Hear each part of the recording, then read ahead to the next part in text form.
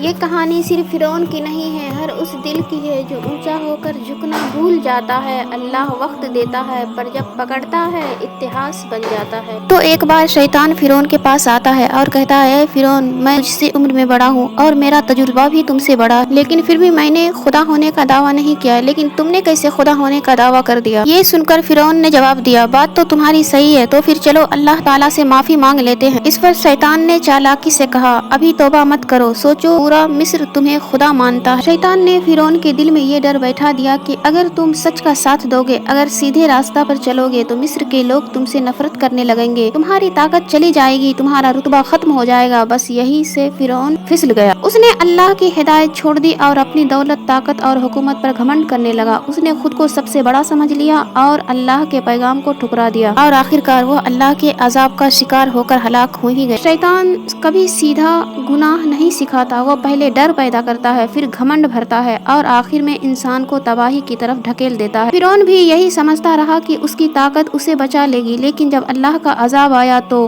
نہ دولت کام آئی، نہ فوج، نہ اس کا غرور۔ جو اللہ کے سامنے جھک جاتا ہے وہ کبھی چھوٹا نہیں ہوتا، اور جو اپنے آپ کو بہت بڑا سمجھنے لگتا ہے پھر وہ ایک دن پوری طرح ٹوٹ جاتا ہے۔ گھمنڈ چھوڑو، حق کو اپناؤ، کیونکہ اللہ کے سامنے سب سے پسندیدہ وہی ہے جو دل سے جھکا ہوا ہو۔ جو انسان اللہ کے آگے سجدے میں جھک جاتا ہے، اللہ اسی لوگوں کے دلوں میں اونچا کر دیتا ہے، اور جو اپنے آپ کو بڑا سمجھنے لگتا ہے اللہ اسے اسی کی نظر میں گرا دیتا ہے۔ گھمنڈ چھوڑو، حق کو اپناؤ اور اپنے رب سے جڑ جاؤ، کیونکہ اس دنیا میں نہ طاقت ہمیشہ رہتی ہے، نہ دولت، بس یہی بچاتا ہے جو اللہ کا ہو جاتا ہے۔ واقعہ نمبر 2۔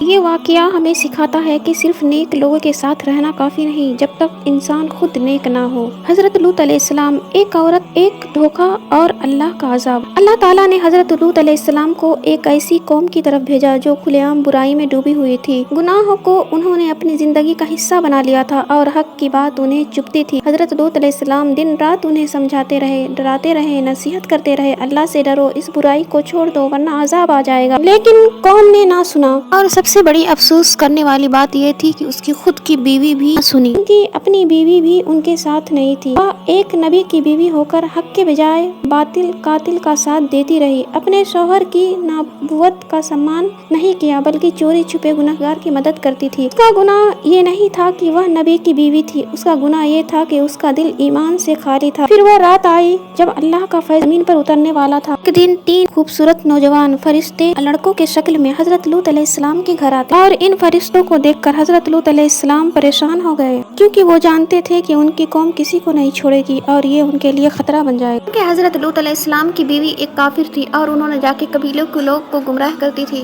قبیلے کے سارے لوگوں کو مہمانوں کی خبر دے دی، اور خبر سنتے ہی وہاں کے لوگ قبیلے کے سارے لوگوں کو مہمانوں کے آنے کی خبر دے دی، اور خبر سنتے ہی وہاں کے لوگ حضرت لوط کے گھر پہ ٹوٹ پڑے۔ جب وہ لوگ حضرت لوط کے گھر کے پاس پہنچ گئے تو مہمانوں نے کہا، لوط آپ پریشان نہ ہو، ہم فرشتے اور ہمیں ہی اللہ کے حکم سے آپ کی قوم پہ عذاب نازل کرنا ہے، آپ بس ایک کام کریں کہ اپنے گھر والوں کو لے کر یہاں سے نکل جائیں اور پیچھے مڑ کر نہ دیکھیں۔ تب حضرت لوط علیہ السلام نے اپنی 2 بیٹیوں کو لے کر نکل گیا اور ان کی بیوی پیچھے رہ گئی۔ حضرت ہود علیہ السلام شہر سے باہر نکلے، آسمان سے بارش برسنے لگی اور پوری بستی پلٹ گئی۔ یہ دیکھ کر جیسے ہی اس کی بیوی نے پیچھے مڑ کر دیکھا، اس کی نظر آگ پہ پڑی اور وہ اسی ٹائم پتھر کی بن گئی، اور وہ وہیں بے جان بن کر پتھر کی صورت میں کھڑی رہ گئی۔ اس طرح وہ عورت اپنی نافرمانی کے لیے پتھر کی عبرت بن گئی۔ یہ کہانی صرف گزرے زمانے کی نہیں ہے، یہ آج بھی زندہ ہے، ہمارے کردار میں، ہمارے فیصلوں میں، ہمارے خاموش گناہوں میں۔ حضرت لوط علیہ السلام کی قوم پر جو عذاب آیا وہ اس لیے نہیں آیا کہ اللہ سخت ہے، بلکہ اس لیے آیا کہ انسان نے بار بار دی گئی مہلت کو مذاق سمجھ لیا۔ جب گناہ کو قانون کا نام دے دیا جائے، جب برائی پر شرم کی جگہ فخر ہونے لگے، اور جب نصیحت دینے والا دشمن سمجھ آئے، تو سمجھ لو کہ عذاب کے قدموں کی آہٹ شروع ہو چکی ہے۔ یہ کہانی ہمیں ڈرانے کے لیے نہیں بلکہ جگانے کے لیے سنائی گئی ہے، تاکہ انسان سمجھ جائے کہ اللہ کا صبر بہت بڑا ہے لیکن اس کی پکڑ سے بھی زیادہ سخت ہے۔ آج بھی وہی 2 راستے کھلے ہیں، ایک توبہ کا جو رحمت کی طرف لے جاتا ہے، اور دوسرا ہٹ کا جو تباہی کی طرف۔ فیصدار وہی ہے جو عذاب آنے سے پہلے سنبھل جائے، کیونکہ جب آسمان کے فیصلے اترتے ہیں تو صرف پچھتاوا بچتا ہے، موقع نہیں۔ تو یہیں پہ ویڈیو اینڈ کرتے ہیں۔ امید ہے اگر آپ کو پسند آئے تو لائک شیئر کریں۔ ملتے ہیں اگلے ویڈیو میں، جب تک کے لیے اللہ حافظ، اپنا خیال رکھیں۔